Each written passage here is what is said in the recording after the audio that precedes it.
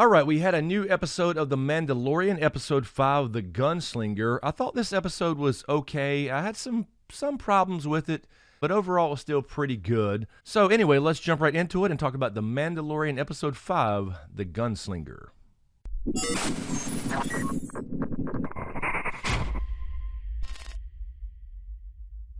But first, let me say this video is brought to you by my great Patreons. I really appreciate the continued support, you guys. You guys keep this channel going as we try to figure out this new YouTube algorithm. And I would like to say thank you to my newest Patreon. Thank you to Grant Tullison. Really appreciate the support. Anyway, Mandalorian Episode 5, The Gunslinger. We had our first little space battle. The Mandalorian was on the run again from another bounty hunter. This is obviously going to be a continued thing as long as he has Baby Yoda with him and doesn't make some kind of amends with the Bounty Hunters Guild.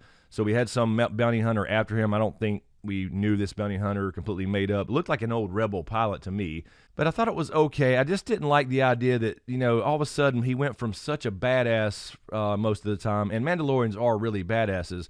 Not that they're perfect by any means, but he was basically getting owned in this space battle, so I didn't really dig that. And he finally did this cool little maneuver and then got behind him.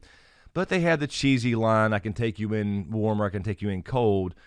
And he has to come back and say, that's my line. So it's like, that guy wouldn't be saying that unless that's like a bounty hunter guild thing. But he shouldn't have been in that much trouble in the first place. I thought he'd be a little bit better of a pilot. But then again, I don't want to, him to be perfect in every way where he's just untouchable. It was just a little bit overboard for the space battle. Anyway, we go to a familiar planet, Tatooine, of course. They're going to touch on some of these more legendary planets and more famous characters in the Star Wars universe. Obviously, this is the home of Luke Skywalker. He went to Mos Eisley, and this was a throwback. There was a lot of little Easter eggs in this episode, which I dug a couple of those. Mos Eisley specifically is where, of course, Luke and Obi-Wan go in A New Hope to get out of there and find passage to get involved in the rebellion, and they meet Han Solo there. And essentially, that's what happened in this episode. He meets kind of a Han Solo knockoff wannabe bounty hunter. And you can see that by the way he was sitting. It was the same pose as Han Solo when he was sitting there with Greedo back in A New Hope. So definitely an Easter egg there. He kind of looked like Han Solo a little bit. So anyway, a little Easter egg there. A little shout out to Han Solo, the man himself, the original gunslinger of the Star Wars universe.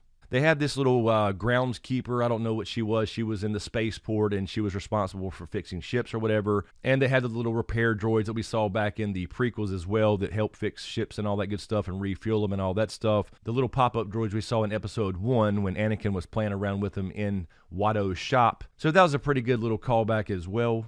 And Baby Yoda, I'm not exactly sure what happened, if he just went to sleep or whatever, or if he used the Force sometime during that space battle. I didn't catch that really. So I'm not sure. Let me know in the comments if you saw anything there. But he left him there in the ship for his safety as he goes out to try to find some money to get his ship repaired. Because, again, he's droidist, and he don't want droids working on his ship, so this lady had to do it all by hand, where usually the little droids would hop around and do everything. But that's always been a thing in the Star Wars universe. People just don't like droids for some reason. And, of course, they go on a mission to catch another bounty, of course. And this guy named Toro, who was the Han Solo knockoff, is, a new guy trying to get into the guild. And I just didn't like the idea that the Mandalorian would all of a sudden want to help him. I mean, I know he needs the job and everything, so I get that. But it's kind of going back to what I said in the last episode. He's just talking too much. But I mean, I get it to a degree. You're trying to get to know a character who never takes his helmet off, so I understand that.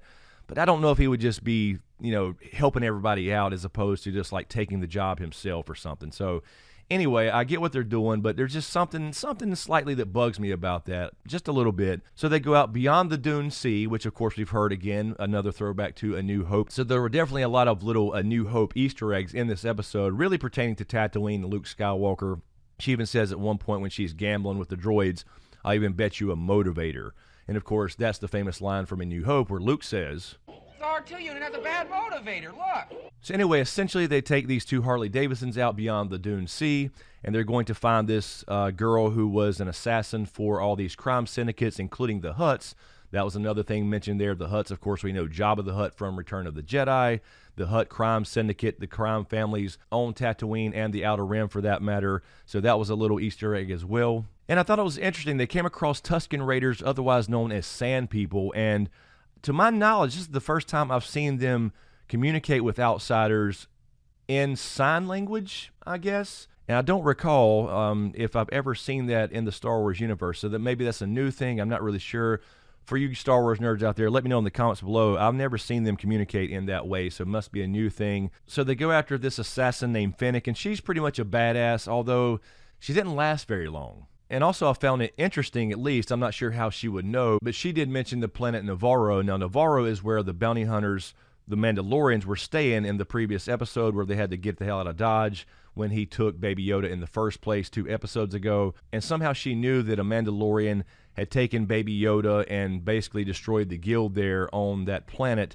So I guess word travels fast. I mean, I get that in those kind of circles, in the crime circles and bounty hunters, you know, the scum and villainy of the Star Wars galaxy. But they had another Easter egg here as well when he was going to find the dewback and leave him, you know, mini Han Solo watching over her after they captured her. We had another throwback line to Empire Strikes Back as well, and the infamous Boba Fett when he said, "She's no good to us dead." And that was straight out of Empire Strikes Back when Boba Fett said, "You may take Captain Solo to Jabba the Hutt after I have Skywalker. He's no good to me dead."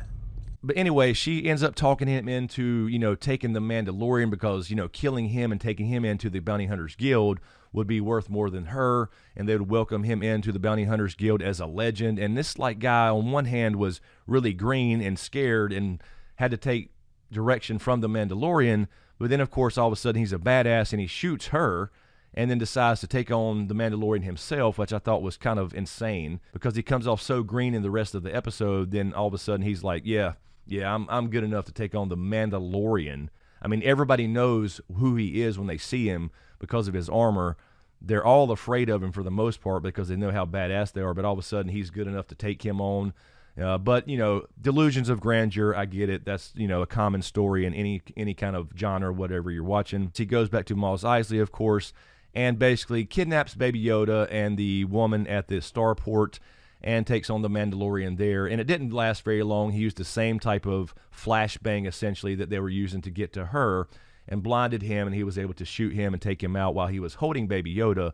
Baby Yoda, of course, was unharmed. They will not kill off Baby Yoda or you will have a revolt on the internet. So they won't do that for a while, but it's going to continue to be this type of thing where he's kind of on his own running around from other bounty hunters and stuff until he figures out a thing with Baby Yoda, where to take him, where to put him. But one thing I'm disappointed about with the Baby Yoda storyline is he hasn't asked one thing about the Force again. I mean, since the first episode we saw him, you know, hold up the rhino, he hasn't asked again what that was, what he did. He's not trying to talk to him about it. Maybe he can communicate in some way. So it's kind of like they either drop that ball unintentionally or they're pushing that off for later for us to have another surprise of some sort. So anyway, I'm looking forward to seeing when he starts asking questions about why people want him so bad and what he did to save his own life when he was getting the egg for the Jawas in the previous episode.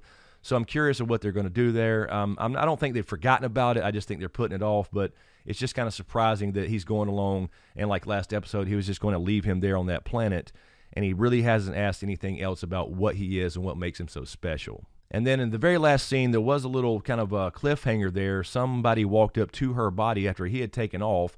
I thought it was him again, and I did think it was another Mandalorian the way he was walking in the cape behind him, but I'm not really sure who that was. So a little cliffhanger there.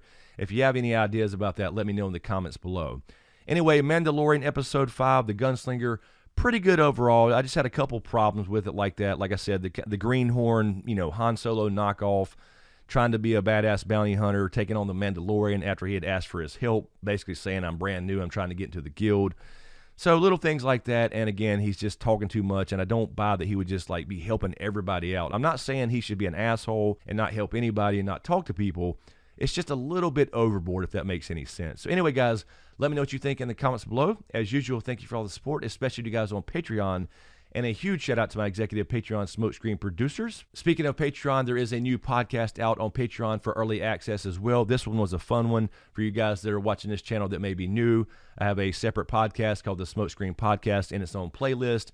And me and James did a pretty good one last night and had a little adventure involved in that as well. So check that out. That's on Patreon right now for early access. But anyway, guys, if you dig what I do here, please give these videos a like, comment, and a share. It really helps out. Apparently, engagement is really super important now on YouTube. It always has been important, but now apparently it's a lot more important. So if you can get 500 likes on a video in the first 72 hours, apparently that helps the video take off a little bit. We can maybe get back into the algorithm. And of course, be sure to subscribe to get everything and click that notification bell so you're notified when I drop a new video. So thanks for watching, and we'll see you next time.